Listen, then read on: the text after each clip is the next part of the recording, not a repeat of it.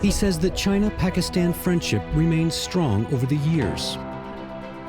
We're not good weather friends, we're all weather friends. He praises China's rapid development. Every time I come, it's another city. He says that Pakistan has greatly benefited from cooperation with China. Whatever it comes, we need to take a lesson from China. Pakistani President Asif Ali Zardari sits down for an exclusive interview with Leaders Talk.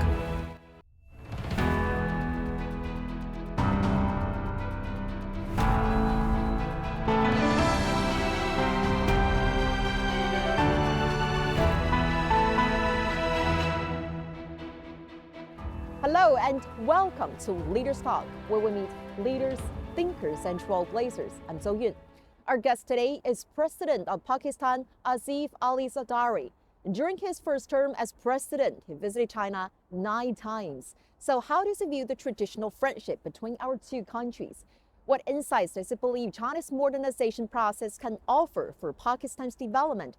And how will both countries respond to the challenges posed by the shifting dynamics of bilateral relations as well as the international landscape? Let's find all these answers from our interview with President Zardari. President Zardari, great to have you with us on Leaders Talk. Thank Well, during the time from 2008 to 2013, during your first term as president of Pakistan, you visited China 9 times. Now this time revisiting the country, do you feel a sense of maybe nostalgia? Wherever they say China and it's considered a heavy name or a big name, Pakistan comes along because we are neighbors, if nothing else. If I can't develop myself to China's standard, I can bask in Chinese glory. And I intend to take the advantage of geography and take Pakistan towards that side where we can take advantage and your coming generation. Whatever we do is for the children of our children. We don't do it for us or tomorrow. Later today, after this interview, you're heading to Harbin to attend the inaugural ceremony of the Asian Winter Games. So can you share with us a little bit your expectation, and are you prepared for the cold weather and the warm hospitality of the people there? I love the Chinese people. My expectations are to be with China whenever it calls me, wherever it calls me. So if it calls me to minus 40 degrees, I'm going. You're now halfway through your China trip. What are some of the major outcomes do you hope to achieve this time? Goodwill, goodwill, and goodwill. It's always about trust, goodwill, in-depth relationships. Pakistan is located in the northwest of the South Asian subcontinent, bordered by India to the east, China to the northeast, Afghanistan to the northwest, Iran to the west, and the Arabian Sea to the south. As one of the first countries to recognize the People's Republic of China, Pakistan established official diplomatic relations with China on May 21, 1951. The enduring friendship between the two nations, forged by their early leaders, remains a valuable asset for both countries and their peoples. In recent years, China and Pakistan have further strengthened their political ties, maintained frequent high-level exchanges, and advanced the China-Pakistan Economic Corridor, along with cooperation in various other sectors, setting a model for international relations. Mr. President, yesterday, a high-level meeting was conducted between you and Chinese President Xi Jinping. And during the meeting, President Xi called for accelerating the building of the even closer China-Pakistan community with a shared future. So, Mr. President, what's your take on that? And what are your major takeaways from your meeting with President Xi? President Xi is very strong and he's very steadfast. He understands a lot of things that the world doesn't understand. So during the meeting, you told President Xi, I quote here, "No matter how many issues come up in the world, I will stand. Pakistan people will stand with people of China. China, China, and China." So what messages and emotions were you trying to convey to President Xi with this repeated expressions of your support for China? I want to convey to the world that we are neighbors for good or bad. We are friends for good or bad. We're not good weather friends, we're all weather friends.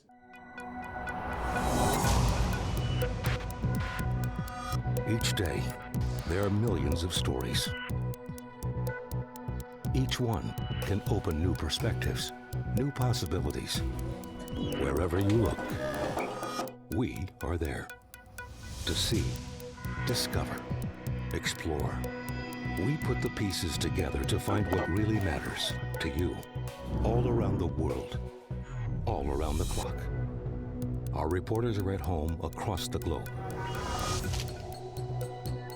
From our headquarters in Beijing and production centers in Washington, Nairobi, and London, China Global Television Network. Stories from across the globe, reaching people across the globe. CGTN. See the difference.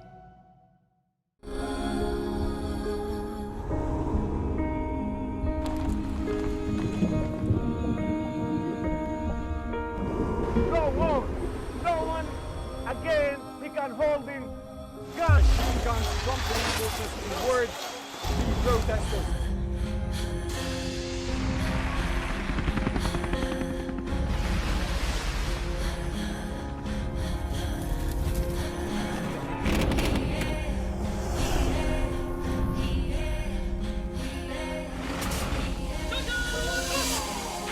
Were you worried about your life at that particular time?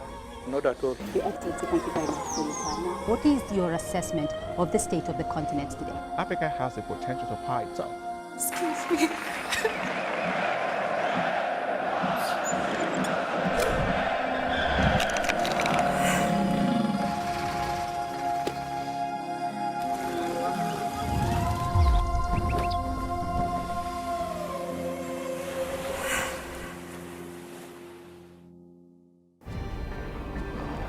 You've traveled to places where others couldn't be, seen things others couldn't imagine, and heard stories you can't be sure whether to believe. They say that you're privileged, that people look up to you.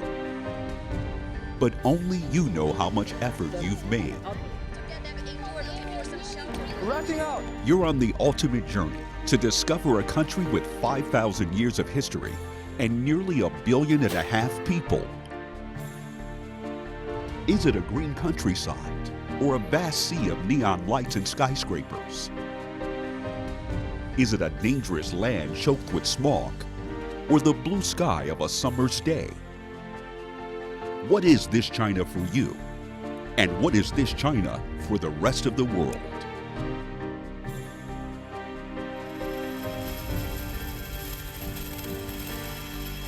CGTN. See the difference.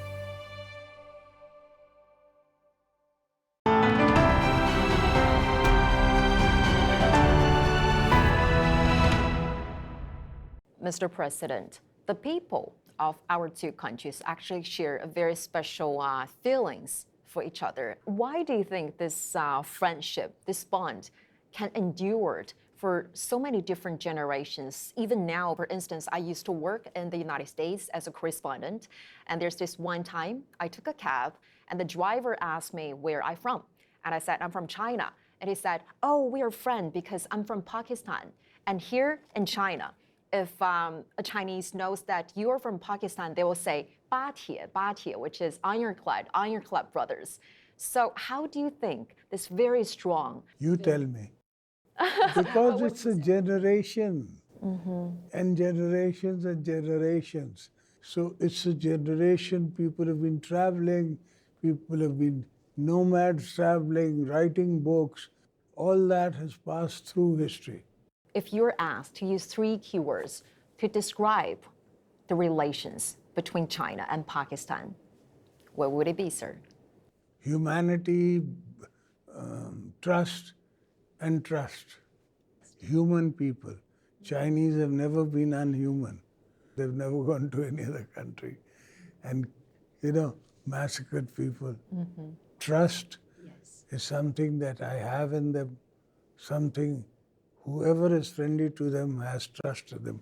How do you understand the significance of President Xi's political philosophy as well as governance? I admire his political philosophy and I admire his governance. So he understands the whole mindset. It's all thought for. Look at where you are today and where you were when he came in. It's a vast difference. Pakistan has also voiced very strong support for the three major initiatives proposed by President Xi, including the Global Development Initiative, the Global Security Initiative, and the Global Civilization Initiative. How do you understand the global significance of those major initiatives in promoting peace and Because we are the prosperity? most major, oldest civilization in this region. Our Harappa and Mohenjo-daro civilization is old. Chinese civilization is an older civilization. That brings us together. Everything that you talk about is something which mixes us, matches. I'm still very curious to know that what part of China, in terms of its growth, in terms of its achievements and development, that you found most impressive to you for all those years? Well, every time I come, it's another city. Every city is another city. Even Beijing, I'm coming here now after 10 years, and it's new to me. Look of it, buildings, this, that, people, everything is different. It's the fact that you're such hardworking people. Everybody is working in their own field, and it ends up in a collective advantage to the nation. So how do you understand China's path towards modernization? Yeah, 1.4 billion people. The world can't compete. It's all about new technologies, a rise of China, which is a good thing. China has never been an occupier. As someone, as a friend who feels secure about the development of China, what do you want to tell those people who are now, as you said, might be a little bit threatening and afraid of the development of China? Why you're not scared at all? Why am I not? Because A, I'm your neighbor, and I've been your neighbor since centuries. So why should one neighbor, which knows that the Chinese are not the kind who want to interfere in other countries, be scared? And I would never be scared of China.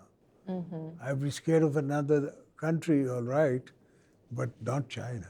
So you have faith in the peaceful rise I have of a faith in the, not the peaceful dialogue, but forever friendship. Facing the unknown is always difficult. In a world in turmoil, it's easy to lose orientation. But when the storms come, we have to see the possibilities, reinvent, find new opportunities, discover a path forward. CGTN. See the difference. Images may appear to be identical, but looks can be deceiving. The difference is not always obvious. It has to be discovered. There are always different sides to a story. We put the focus on the details. To see more, to understand better. CGTN. See the difference.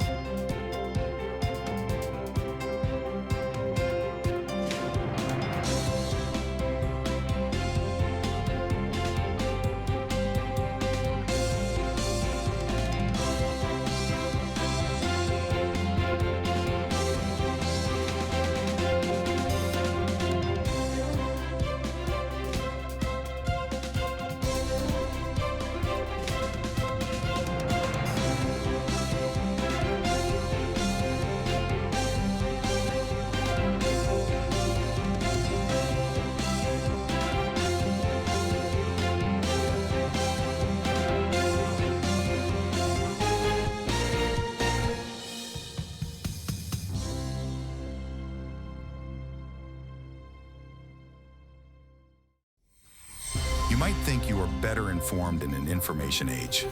The fact is, people are more often misled by misinformation. You might think every voice is heard in a digital world. The fact is, many nations and peoples are still underrepresented. And data poverty shuts out many. We at CGTN are committed to transcending the information gap and the digital divide. CGTN, bridging nations and civilizations. CGTN, see the difference. We are all connected. Across borders, across continents, connected by ideas, a shared humanity. Stay connected.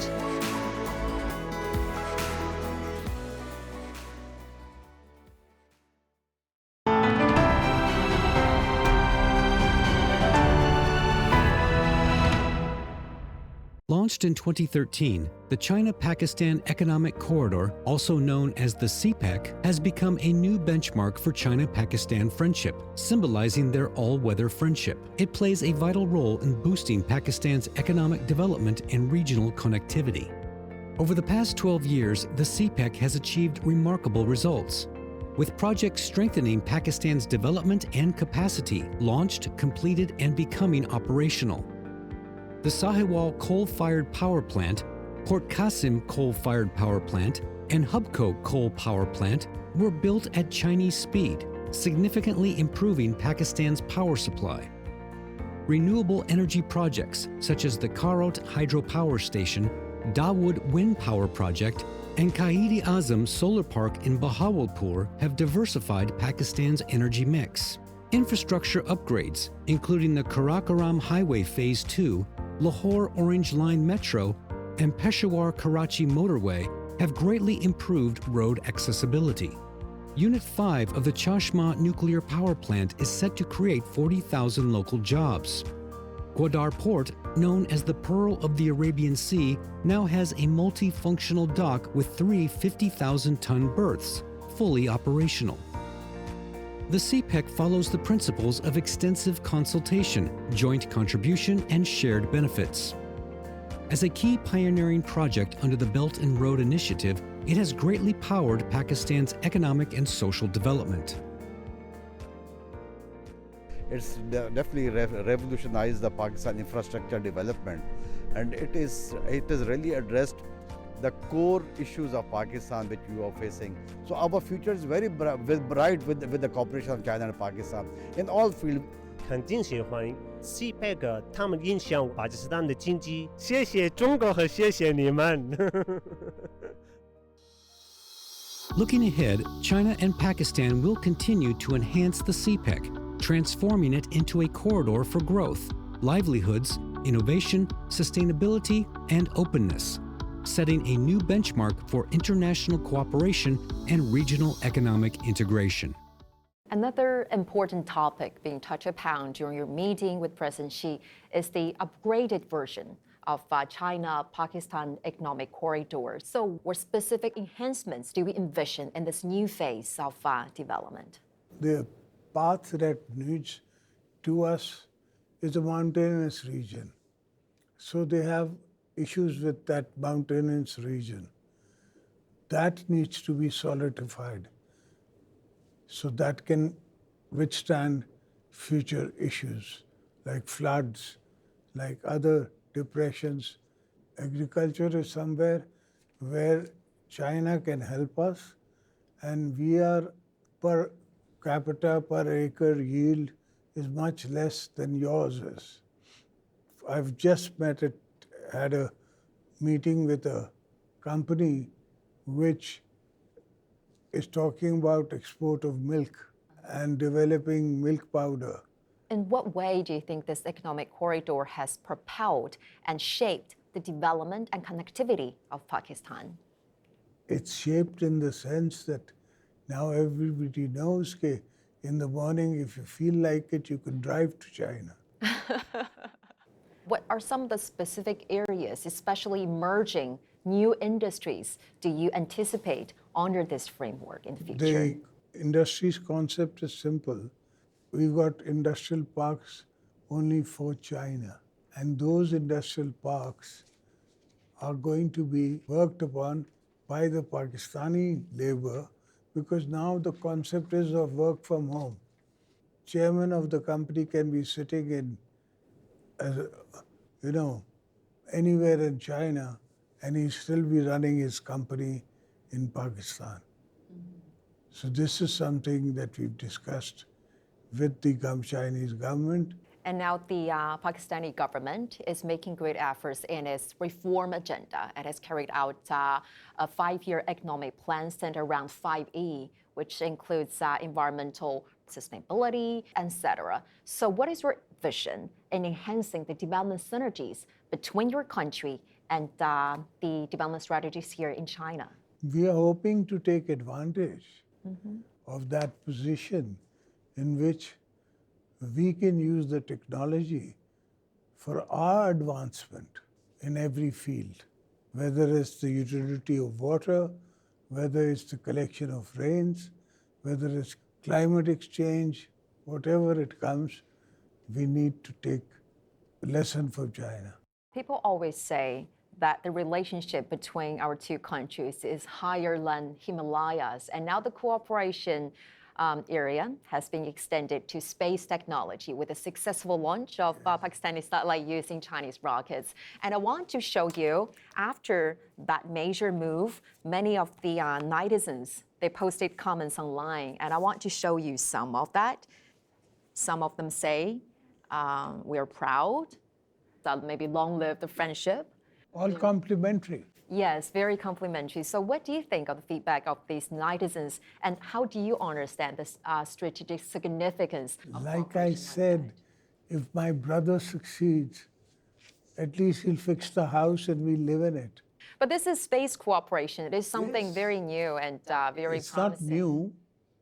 You are on the side of the moon where nobody's been. And from there you're discovering things. Pakistan is growing its capacity with you by coming up with partnerships with you, which is a good thing.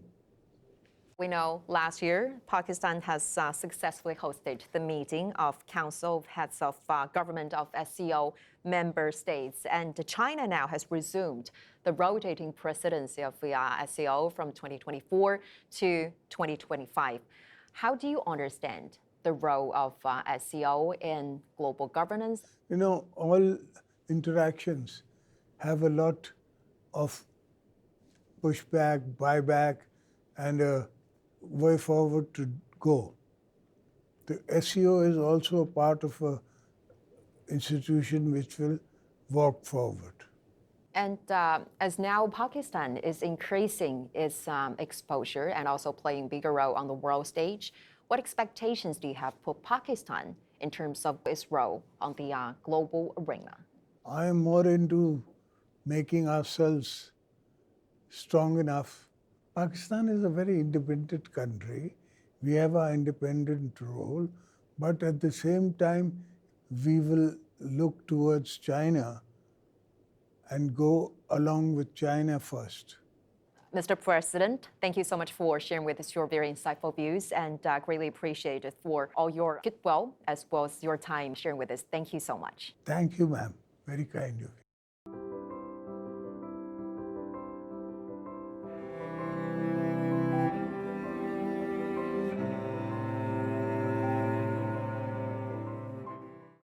During the interview, President Zardari praised the long-standing friendly relations between Pakistan and China, expressing confidence in strengthening the all-weather strategic cooperative partnership between the two nations.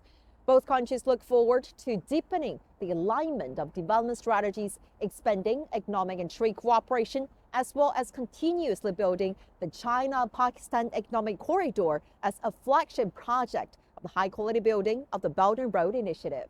With that, we're going to wrap up this edition of Leaders Talk. I'm So Yun reporting from Beijing. Thank you for watching and see you next time.